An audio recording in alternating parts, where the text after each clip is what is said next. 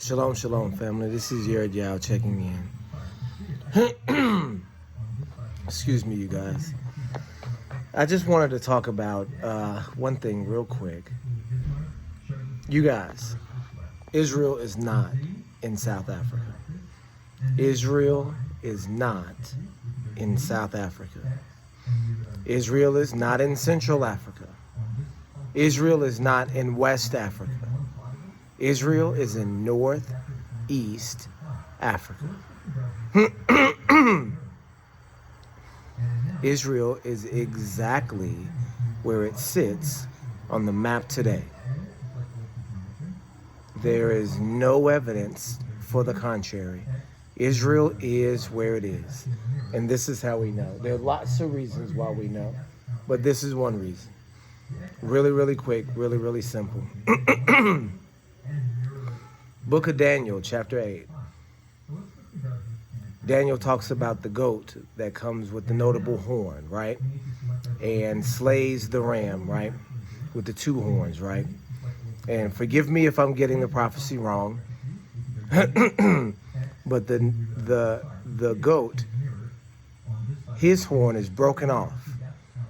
And it splits into four kings from the four corners or from the four winds of heaven.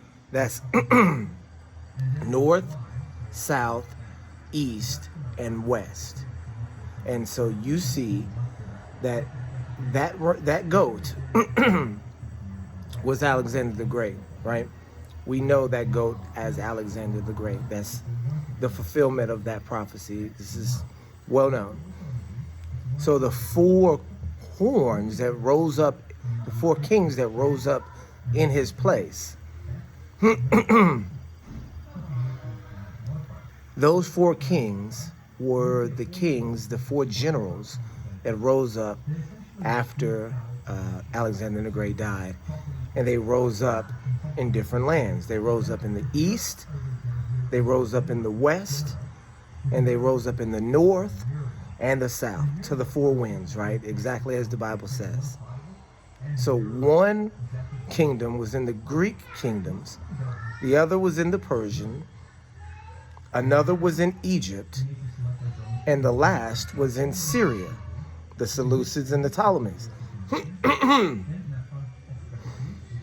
So in order for this to be a possible prophecy, there has to be in the middle a nation that sees these nations from those directions, right? So if you have Syria to the north, right? Asia Minor to the north. Excuse me. Asia Minor to the north and Egypt to the south. Syria to the north and Egypt to the south. Seleucid to the north, because this is the Seleucid kings, and Ptolemy to the south.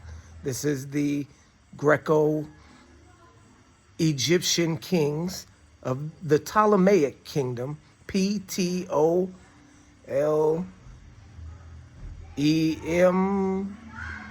Ptolemy, that guy, right? This is in Egypt, the Greeks that ruled over Egypt during the time of the Maccabees, right? This is what people don't understand. This is the Maccabean era, right? Where you have the Seleucid kings to the north and the Ptolemaic kings to the south. Daniel predicted this, 200 years before it happened, 300 years before it happened. And not only that, predicted the winners, predicted the outcome of the entire thing.